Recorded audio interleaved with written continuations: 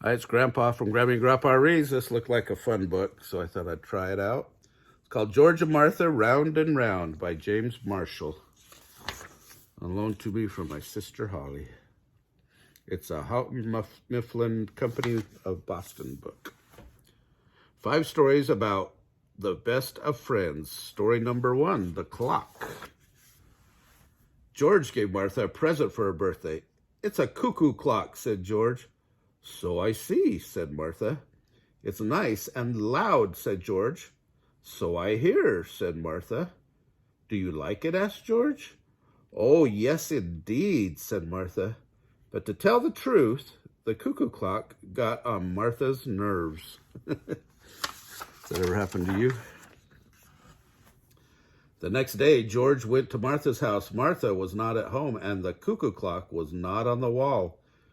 "Maybe she likes it so much she took it with her," said George. Just then, he heard a faint cuckoo, cuckoo, cuckoo. To George's surprise, the cuckoo clock was at the bottom of Martha's laundry basket. When Martha returned, she couldn't look George in the eye. "It must have fallen in by mistake," she said. "I do hope it isn't broken." "Not at all," said George. "The paint isn't even chipped. The clock works just dandy, and the cuckoo hasn't lost its splendid voice." "Would you like to borrow it?" asked Martha. George was delighted. He found just the right spot for it, too. Wasn't that considerate of Martha to lend me her clock, thought George. "Cuckoo," said the clock. It worked out, didn't it, for both of them? Oh. Story number 2, The Trip. George invited Martha on an ocean cruise. "Is this the boat?" said Martha. "Use your imagination," said George. "I'll try," said Martha. Very soon it was raining cats and dogs. "This is unpleasant," said Martha. "Use your imagination," said George. "Think of it as a thrilling storm at sea." "I'll try," said Martha. "Lunch is served," said George, and he gave Martha a soggy cracker. Martha was not impressed.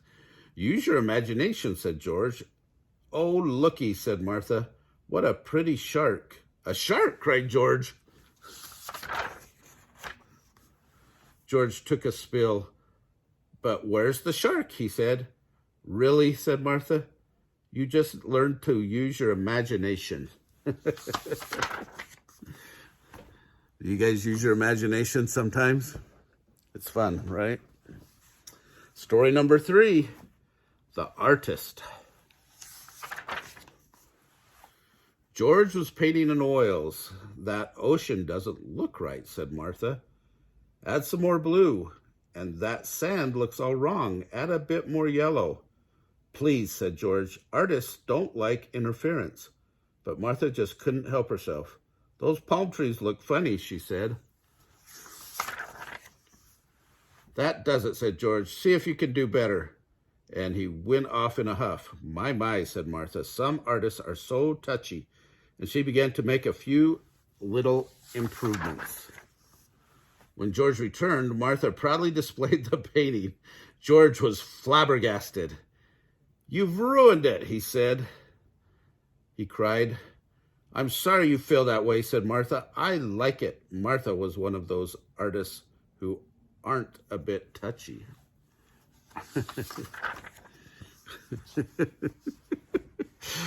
These two are cracking me up. I don't know about you. Story number 4, The Attic.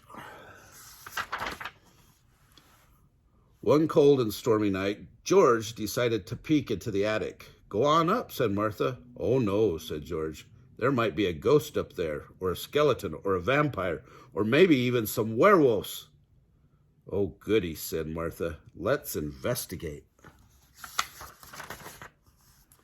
But there wasn't much to see in the attic, only a box of old rubber bands. George was disappointed. "Would you like to hear a story that will give you goosebumps?" asked Martha. "You bet," said George.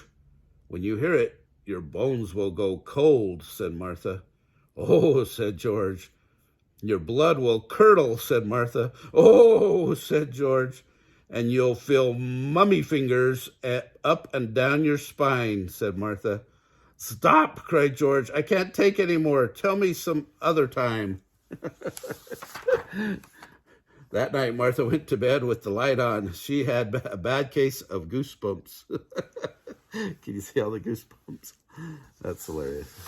She scared herself. The last story, the surprise. One late summer morning, George had a wicked idea. I shouldn't, he said. I really shouldn't. But he just couldn't help himself. Here comes the rain, he cried. Egads! Screamed Martha. Martha was thoroughly drenched and as mad as a wet hen. That did it, she said. We are no longer on speaking terms. I was only horsing around, said George, but Martha was unmoved. The next morning, Martha read a funny story. I can't wait to tell George, she said. Then she remembered that she and George were no longer on speaking terms. Around noon, Martha heard a joke on the radio. George will love this one, she said, but she and George weren't speaking. In the afternoon, Martha observed the first autumn leaf fall to the ground. Autumn is George's favorite season, she said. Another leaf came swirling down. That does it, said Martha. Martha went straight to George's house. I forgive you, she said. George was delighted to be back on speaking terms. Good friends just can't stay cross for long, said George. Can you say that again, said Martha. And together they watched the autumn arrive. You guys like autumn? But when summer rolled around again, Martha was ready and waiting. It looks like George is going to get squirted this time around. Well, I hope you liked those stories. I think they were kind of funny and enjoyable. So remember to like our videos, subscribe to our channel, and you get new books every single day.